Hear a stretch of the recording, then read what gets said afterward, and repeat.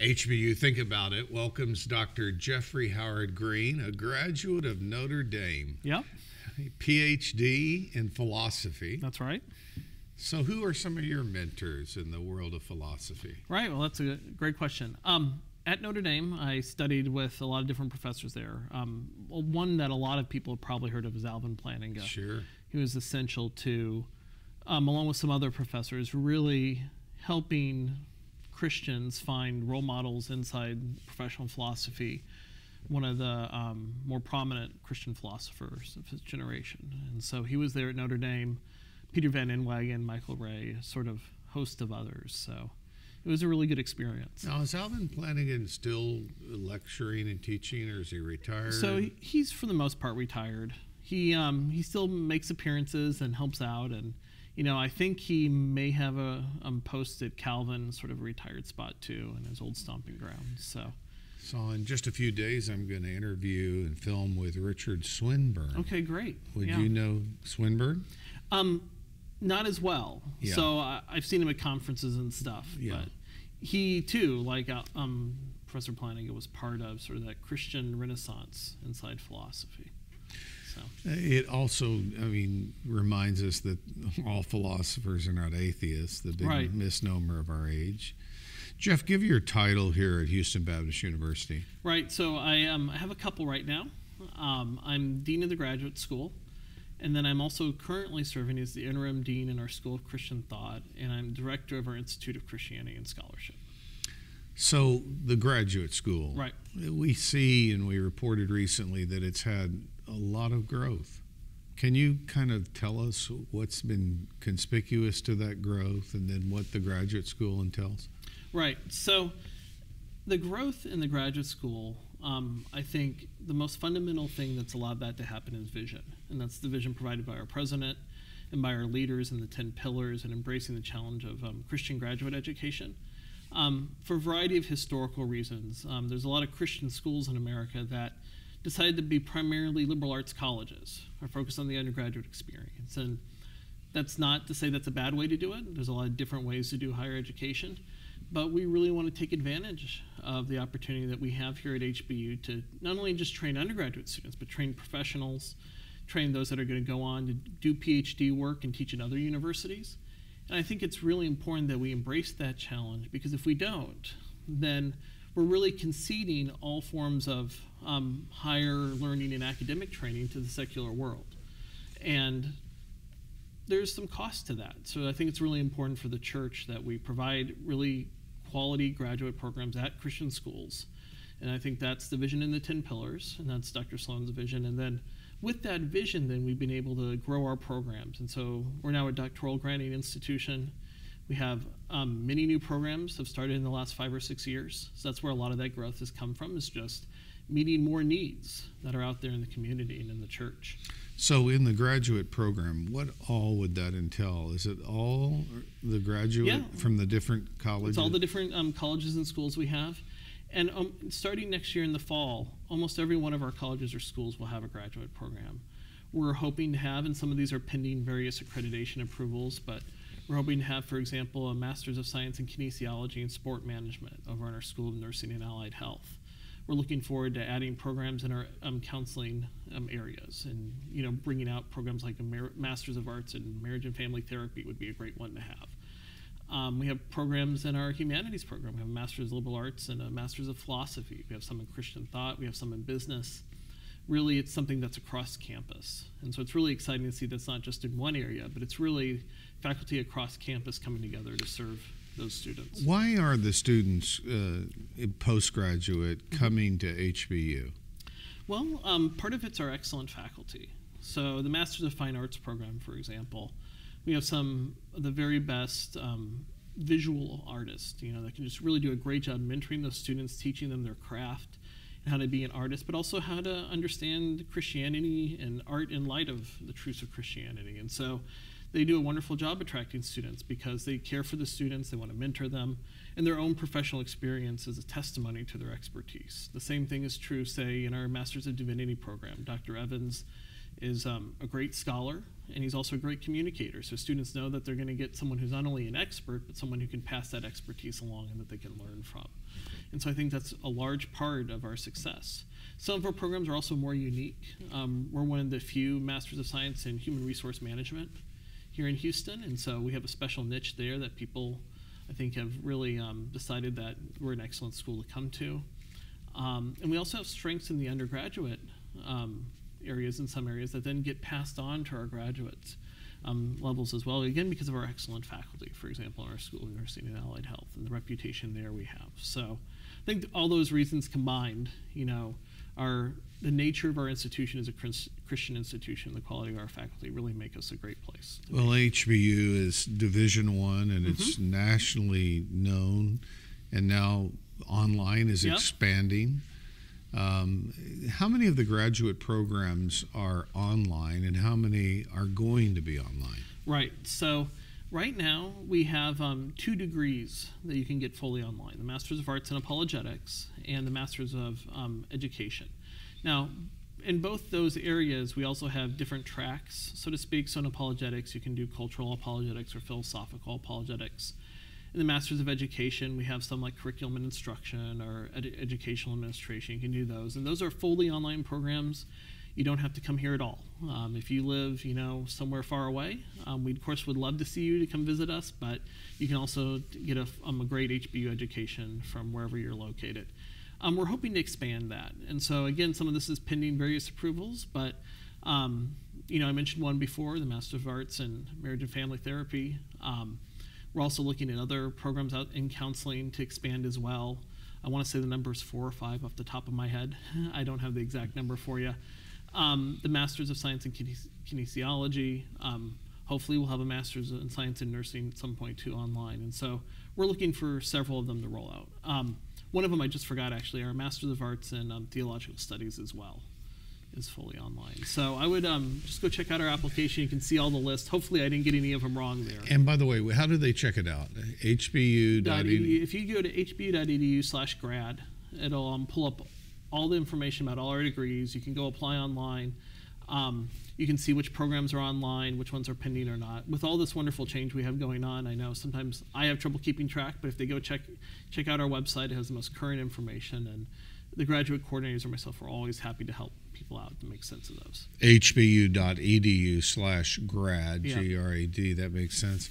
Now, we have launched an initiative with the seminary with Second Baptist Houston. Yep. And Second Houston, as we know, is one of the great churches of America, Dr. Ed Young Sr. Can you explain that and what a response that has been, and the reality that this is a seminary that isn't just talking about theory, but it's in the incubator of reality of one of the largest churches in the country? No, and I think it's really important that it is. We have and this is something that we as academics have to acknowledge, that many churches looked at seminaries, and this is, I think, explains partially why the Master's of Divinity programs in some areas of the country are shrinking, because we as academics haven't been meeting some of those felt needs that churches have.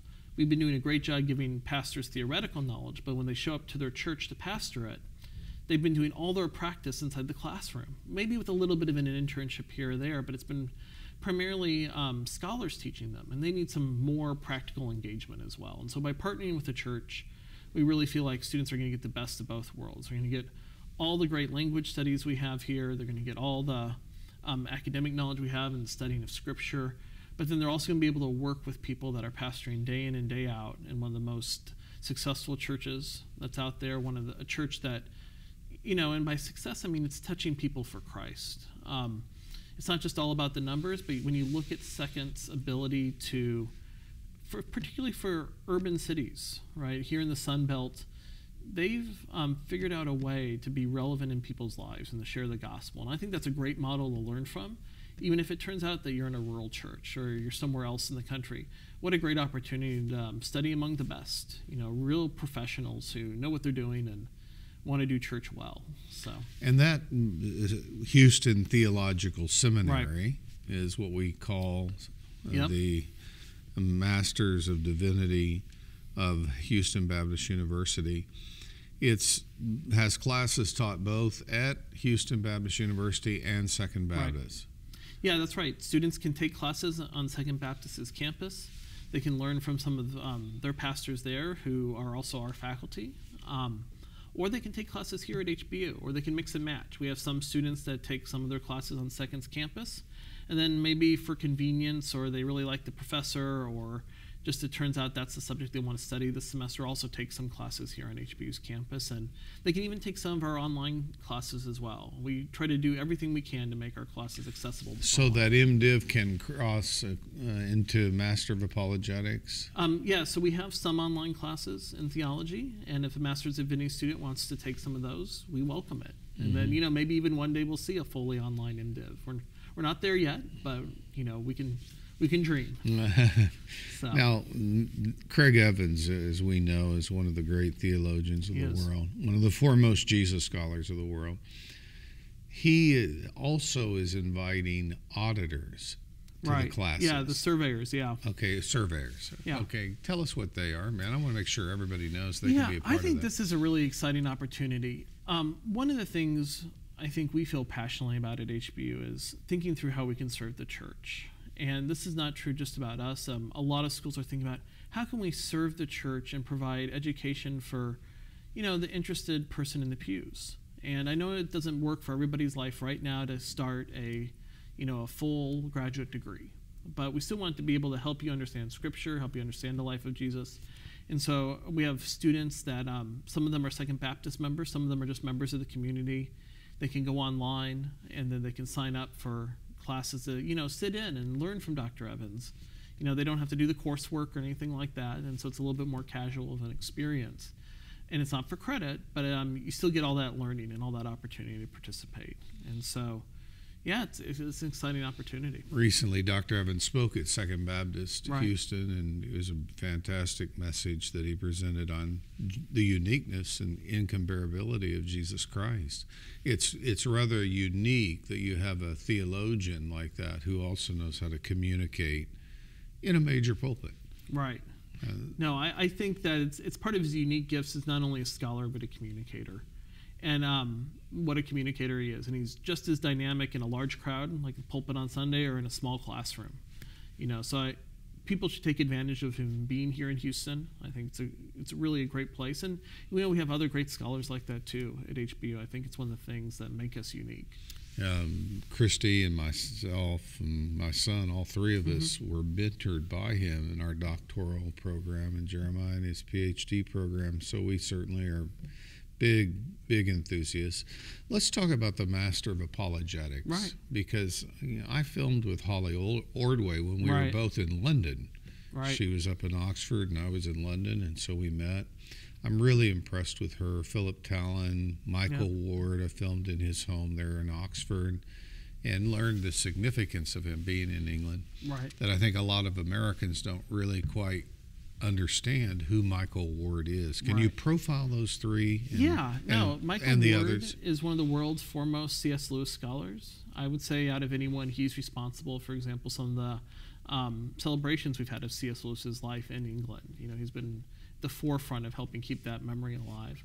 He wrote Planet Narnia and talked about some different ways to understand the Narnia writings, and I think that really changed our ability to look at those writings and see even a deeper set of symbolism and meaning that Lewis wrote in there. And it took a while to sort of figure out that puzzle, but I think Dr. Ward cracked it. Dr. Ordway is, among other things, professor of English literature, because she approaches apologetics from the imaginative point of view. How do we not only talk to people through reason, but help people imagine and open up that space to even consider Christianity? And I think this is even more important in our current age, where for a lot of people that maybe they didn't grow up in the church, or maybe they grew up in the church and for whatever reason they shut down that possibility in their mind, they aren't open to the idea of even listening to the gospel. And so what we have to do is really do a winsome way of trying to expand their hearts to this idea. Like, can you imagine what it'd be like to be made in the image of God and have him love you so much that he died for you and rose again? That story is a powerful story, and one that we want to just tell in every way possible, to reach people for Christ. And sometimes that's doing it through arguments and debates. Sometimes it might be doing it through literature. And so Holly's really a sort of pioneer when it comes to that imaginative apologetics. And Dr. Talon's a trained theologian and philosopher. He's written on Sherlock Holmes, the problem of evil, and poetics, and a lot of different items. He's a chair of our apologetics department, and he can really bridge both worlds, but help us think deeply about theology and then how to communicate theology to culture as well. And like you said, yeah, those are great theologians we have, in addition to all the other ones we have here on staff. So the Masters of Apologetics has been online for some... Yeah, I think 3 or 4 years now, right. I want to say. And my daughter's enrolled in it, and she's in Georgia.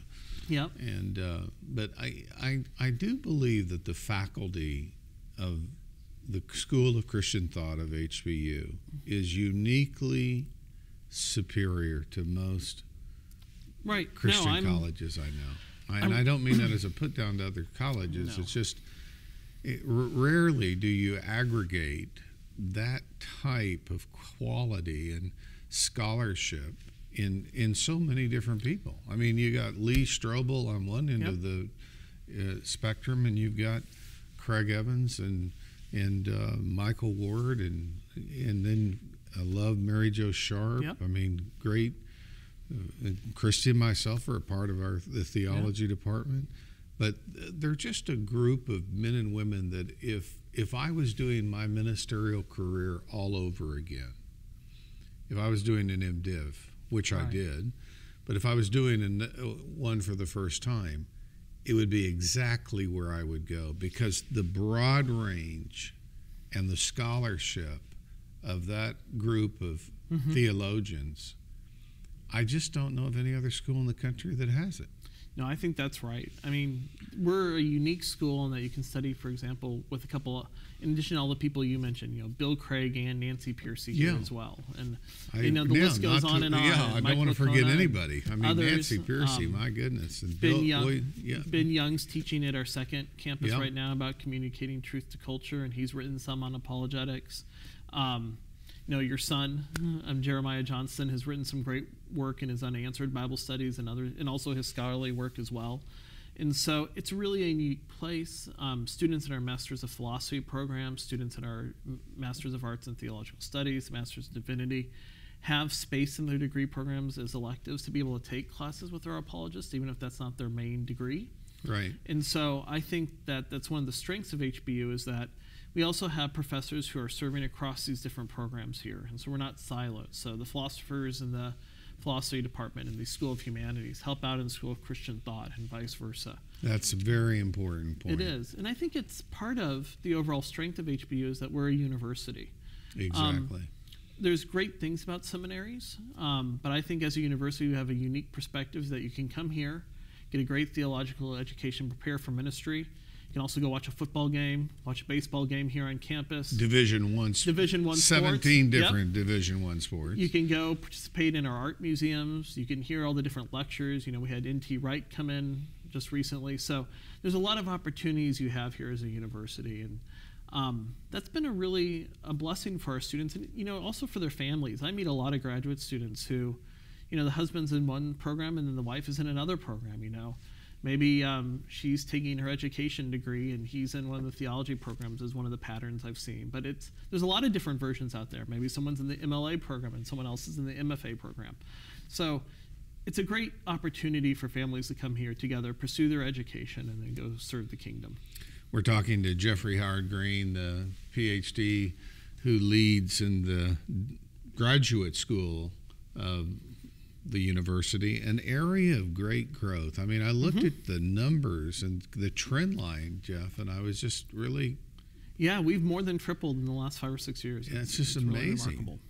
Really is the graduate school student profile different than an undergraduate student? It is a little bit. They're older, for one thing, but they reflect in the same way our undergraduate student body reflects the diversity of Houston. So do our graduate students. We're a very diverse graduate student body, and so really we live in a multicultural city, and that city comes here for its education, and we're thrilled about that.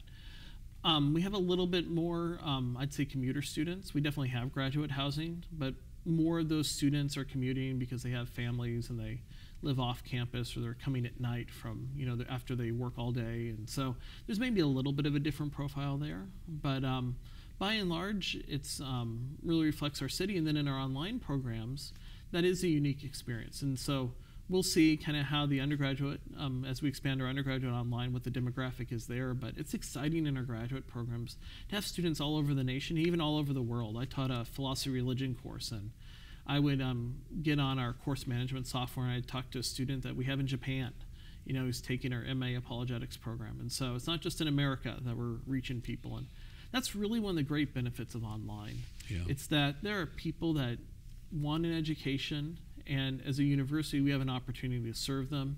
And I don't know why we wouldn't take that opportunity to do everything we can to reach them where they're at and say, come with us. Let's go learn together and go serve. Well, Jeff, as you know, the world is a very small place. Yep. In 16 hours, you can be in the Middle East, and another 8 or 10 hours, you can be in Hong Kong, and boom. I've literally flew around the world a few years ago in a matter of like 1 week. Yeah. And who would have ever thought? Now, digitally, the world is at our doorstep. HBU is responding to that. Yeah.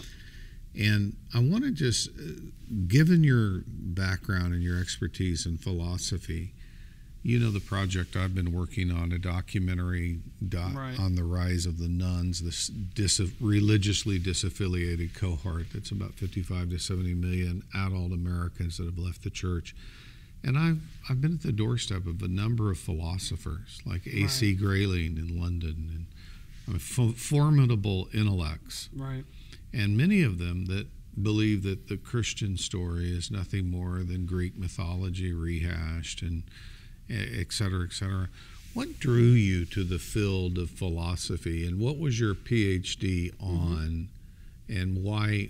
Because it's not the easiest subject matter. It's that's fair. One of the things that drew me to philosophy really was a love of theology. And as I was reading systematic theologies and thinking through how to understand God's word, philosophy plays a role in that. There's a lot of things that play a role in theology. One of them is philosophy. And I said, that'd be a really neat opportunity to be able to think hard about some of these really deep questions, think through some questions inside theology itself, our understanding of the Trinity, how human agency works with God's sovereignty, and how we think through that. And some of those really require some fairly sophisticated philosophical reasoning that's out there. And so I thought that's a great opportunity. I was thinking through in my college years too, how can I serve? I was thinking, should I, serve in the ministry? How should I do this? I even worked at a church for a while. And one of the things I really liked about the idea of being in ministry was teaching people, studying God's word, thinking hard about the universe. And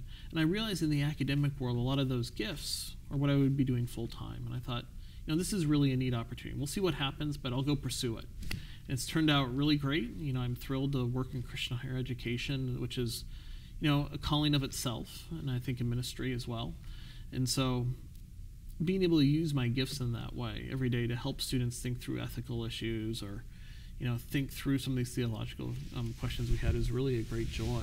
And you asked about my dissertation yes. too. So it's on a subject that is called, it's Modal Semantics. It's basically, how do we think through the nature of possibility and necessity? And the reason that matters so much is a lot of our talks say about freedom. It's, what can we do? Are we determined, or is there other possibilities we have for ourselves? And or how do we know what's possible too? And those questions are often kind of bubble up inside philosophy of religion. And so a lot of what I do is think about metaphysics and epistemology and then apply it to questions in philosophy of religion. Recently, we celebrated Easter, and there's a lot of philosophical questions about the nature of resurrection. How could there be such a thing? And sure. How could it be that we're going to resurrect too? Our bodies are going to decompose. What is it to be, sown in dishonor and raised in glory? And those philosophical questions, I think studying philosophy helps give us some resources there to think through those a little bit more clearly.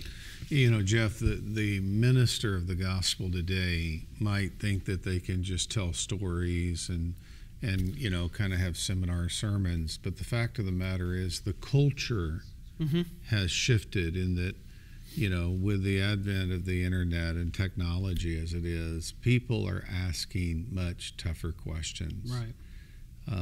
Young people are investigating much earlier. I can't imagine a pastor not wanting to continue his education. Can you? No, I think just in the same way as professors, we have to educate ourselves every semester for our new classes. Right. I think it's really important that the leaders in our church are doing the same sort of refreshing. And I think one of the best ways to do it is obviously come to school with us. You know, we'd love to help you along that journey. But even to participate at HBU through the lectures we offer, through our online content, you know, even checking out, you know, our online journal, The City.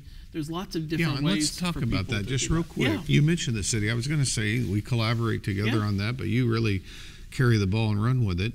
What is The City? And it is available digitally. Yeah, it is. It's a digital journal.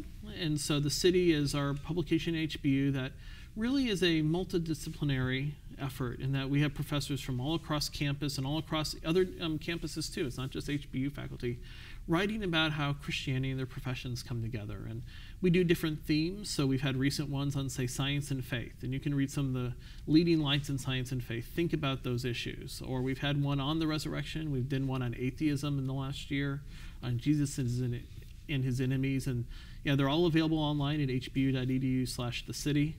Sometimes we'll have special articles too from various contributors, and so every few weeks, you know, there'll be something new up there, and it's a great opportunity just to check it out. You know, maybe make a bookmark of it and come back to it and just see what we're offering, because there's always something going on at HBU in terms of either an event or content, and so I think if following us is one way, like you said, to sort of refresh yourself about the current trends.